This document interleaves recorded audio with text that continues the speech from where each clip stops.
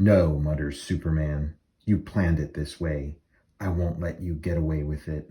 He grabs Bruce and lifts him as soldiers converge. "Medic!" he screams. Soldiers converge on the damaged Batmobile, guns out. It lies on its side. The soldiers fall back as it rights itself and roars forward down the street.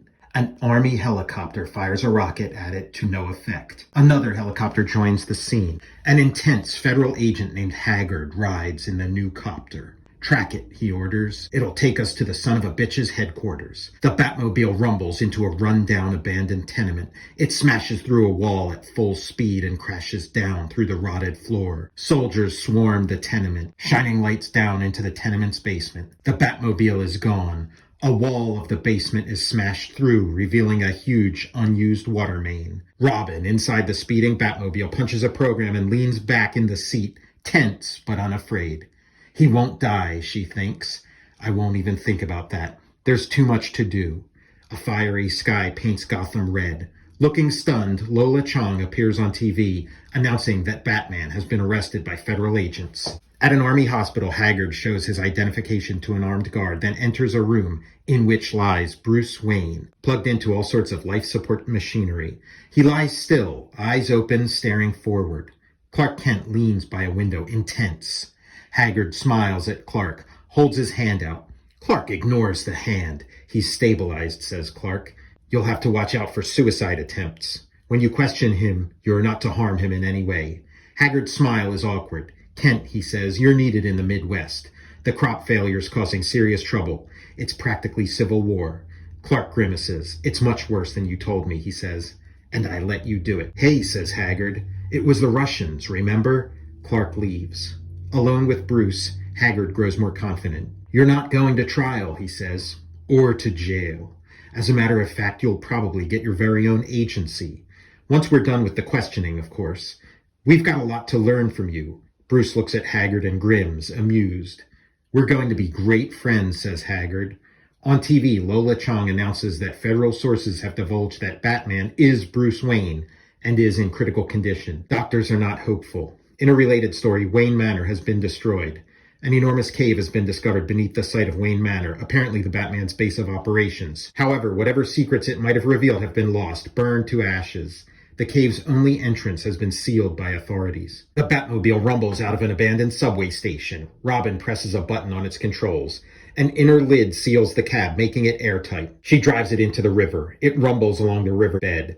A flashing signal appears on the screen. Robin frowns. "I'm running late," she thinks. A nurse checks Bruce's vital signs, then lifts his head, fluffs up his pillow, and sets his head back down. Bruce smiles at her warmly. She kisses his forehead. "A lot of us love you," she says, and leaves the room. Alone, Bruce becomes alert. His face is eager. He sits up in bed and pulls a tube from his arm. His arm begins to bleed. Ignoring it, he gouges his forearm with the needle from the tube, cutting through his flesh. It's very painful and bloody, but he looks like he's enjoying it.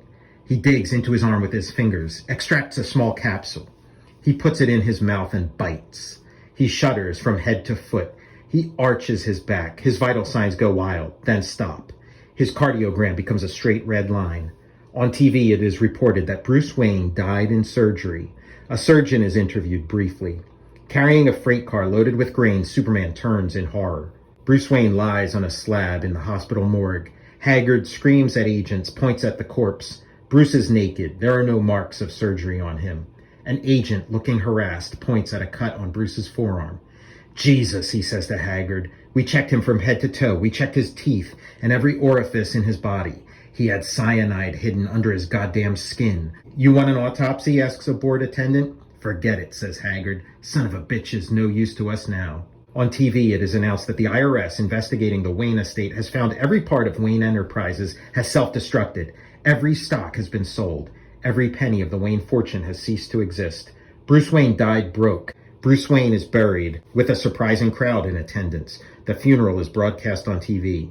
Featured are James Gordon, overcome with grief, Clark Kent, tight-lipped, looking somewhat older, Ellen Yindel, strangely respectful, and Selina Kyle, inarticulate with rage.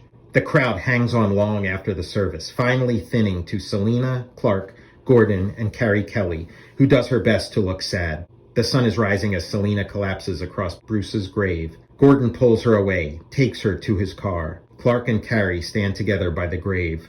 Clark pats Carrie on the shoulder and turns to walk away, then stops and turns back, staring at the fresh earth, startled. Clark breaks into a painful grin. Carrie stares at him, frightened. Clark gives Carrie a classic Superman wink and walks off. Carrie stands alone at the grave for a few seconds. Then she grabs a shovel. Night falls on Gotham City. TV news reviews the international situation. Limited nuclear war is now a reality, and tensions continue to mount. Every nation on Earth is equipped with nuclear weapons, and a fearsome terrorist alliance is likewise equipped. The remains of Wayne Manor seem tiny on the floor of the Batcave. The ashes that were once Batman's arsenal coat a patch of the cave floor. But the cave itself is enormous beyond belief. It stretches back and down into the earth for miles. Far down, far from what was once Batman's headquarters, 100 torches burn. Lit by the torches on a throne made of living oak sits the Batman. Robin stands at his side. Behind them, in military formation, holding the torches, stand the sons of the Batman. Bruce Wayne is dead. The Dark Knight lives, and he has learned that there is more wrong with the world than crime.